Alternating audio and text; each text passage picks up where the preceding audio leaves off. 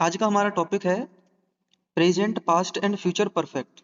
इससे पहले हम present indefinite, past indefinite, future indefinite और कॉन्टिन्यूअस प्रेजेंट, पास्ट और फ्यूचर के तीनों के कॉन्टिन्यूअस कर चुके हैं पिछली वीडियोस में। आज हम तीनों के परफेक्ट को करने वाले टेंस को।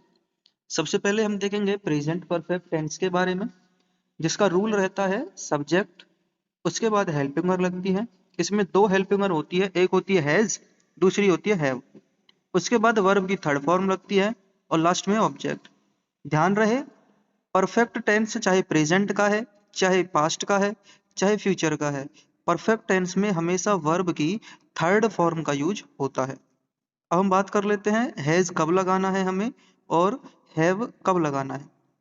अगर हमारा सब्जेक्ट सिंगुलर है, यानी कि जिस भी चीज के बारे में बात करी जाएगी वो सिंगुलर यानी कि एक है, जैसे कि ही, शी, इट, या सिंगुलर नाउन। सिंगुलर नाउन का मतलब किसी सिंगल आदमी का या किसी का भी एक नाम, तो उसके साथ हम लगाएंगे हैज।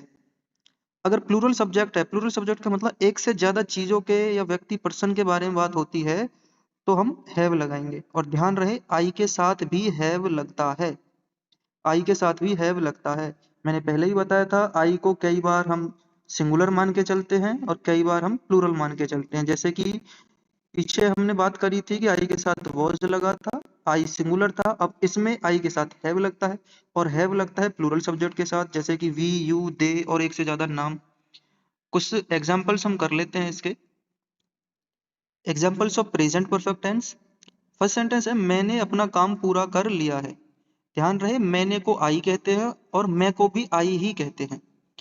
तो अभी बात करी थी आई के साथ हैव का यूज होता है, तो subject plus helping verb plus में वर्ब की थर्ड फॉर्म और लास्ट में ऑब्जेक्ट। तो सबसे पहले सब्जेक्ट हो गया आई, उसके बाद हेल्पिंग वर्ब हो गई हैव, फिर वर्ब की थर्ड फॉर्म कंप्लीटेड। अब अपना, अपना के लिए आता है माई। अगर अपना मैंने के लिए यूज हो रहा है तो अपने के लिए माई आता है, तो माई वर्ब। नेक्स्ट है उसने पत्र लिखा। उसने को कहते हैं हम ही या शी। और जब हमें ना पता हो कि लड़का है या लड़की, तो हम लड़का मान करके चलते हैं। इसमें मैंने दोनों लिख दिए हैं, ही और she has written the letter. ध्यान रहे अगर हमें ये नहीं पता जेंडर के बारे में कि उसने के लिए लड़के के बारे में बात हो रही है या लड़की के बारे में, तो हम लड़के को प्रायोरिटी देंगे, यानी कि लड़का मान करके चलेंगे। नेक्स्ट सेंटेंस है हमने अभी तक खाना नहीं खाया है। हमने को वी कहते हैं और ध्यान रहे अभी तक, अभी तक को कहते हैं yet, Y E T yet. तो हमने अभी तक खाना नहीं खाया है, तो we have not eaten food yet. Next sentence interrogative sentence है। इंटरोगेटिव सेंटेंसेस के अंदर हेल्पिंग वर्ब सबसे पहले आ जाती है और हेल्पिंग वर्ब लगती है सब्जेक्ट के अकॉर्डिंग। अब इसमें सब्जेक्ट ढूंढते हैं, बात हो रही है तुमने के बारे में, तो तुमने हो गया सब्जेक्ट, तो सब्जेक्ट है यू। अब यू के साथ हेल्पिंग वर्ब लगती है हैव, तो यू हैव लगेगा, तो हेल्प हैव आ जाएगा शुरू में, तो हैव यू। वर्ब है बोलना। वर्ब क्या होती है, जो भी काम करा जाता है वो वर्ब होती है, तो इसमें काम करा जा रहा है बोलने का, तो बोलने को कहते हैं टेल, लेकिन थर्ड फॉर्म लगेगी, तो हैव यू टोल्ड सच को कहते हैं द ट्रुथ। अब हम पढ़ते हैं पास्ट परफेक्ट टेंस के बारे में, जिसका रूल रहेगा सबसे पहले सब्जेक्ट आता है, इसमें केवल एक ही हेल्पिंग वर्ब रहती है। सबके साथ, सबके साथ यानी कि सिंगुलर सब्जेक्ट के साथ भी हेड लगता है, प्लूरल के साथ भी हेड लगता है, और लास्ट में वर्ब की थर्ड फॉर्म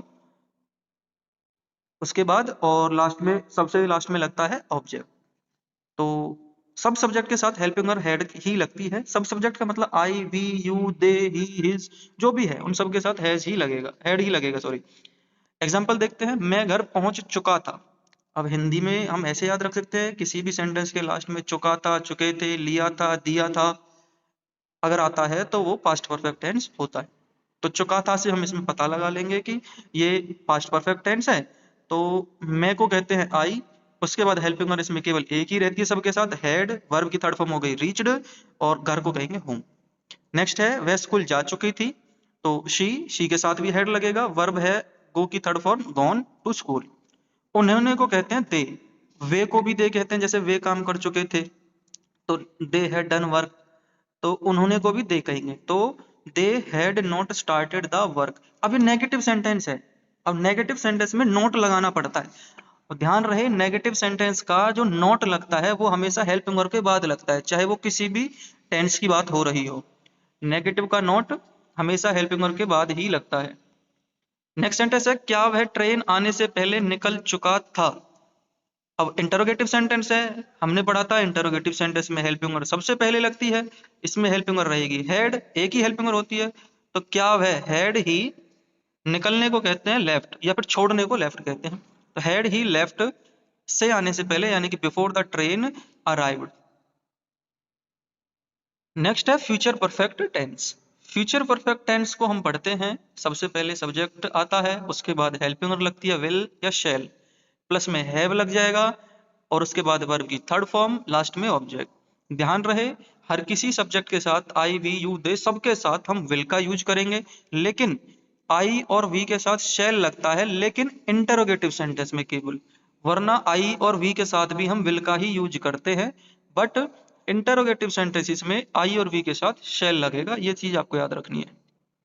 जैसे सेंटेंसेस हैं कुछ, तो मैं शाम तक यह काम पूरा कर चुका हूंगा, अगर किसी सेंटेंस में तक आ जाए, तक समय आ जाए उसके बाद या उससे पहले, तो तक को कहते हैं बाय, बी वाई बाय।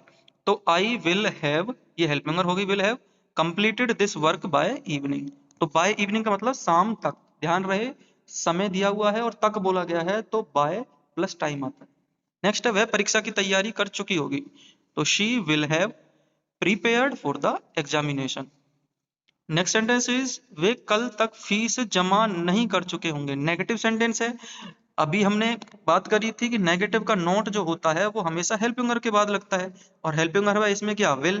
तो दे विल नॉट हैव, ध्यान रखना विल और हैव दोनों के बीच में नोट आएगा, ना कि हैव के बाद। तो दे विल नॉट हैव, जमा करने को कहते हैं डिपॉजिट, डिपॉजिट की थर्ड फॉर्म आएगी तो डिपॉजिटेड हो गया। द फीस बाय टुमारो, तक आता है और समय आता है तो बाय प्लस टाइम लगाते हैं, तो कल तक के लिए आएगा बाय टुमारो। नेक्स्ट सेंटेंस है, क्या तुम अगले महीने तक कोर्स पूरा कर चुके होंगे। तो विल यू हैव, अब ध्यान रखना ये इंटरोगेटिव सेंटेंस है, इसमें विल यू लिखा है, अगर यहाँ यू की जगह आई होता तो शैल आई होता। शैल केवल आई और वी के साथ लगता है, वो भी इंटरोगेटिव सेंटेंस है, वरना आई और वी के साथ भी हम सेल का विल का ही यूज करते हैं। तो will you have completed the course by next month, last में क्वेश्चन मार्क। इंटरोगेटिव सेंटेंस में हमें क्वेश्चन मार्क जरूर लगाना होता है। ये कुछ एग्जाम्पल्स हैं, 10 एग्जाम्पल हैं, मिसलिनियस हैं, यानी कि सभी के दिए हुए हैं परफेक्ट के, ये आपको खुद अपनी रफ नोट में करके देखने हैं और मुझे दिखाने हैं।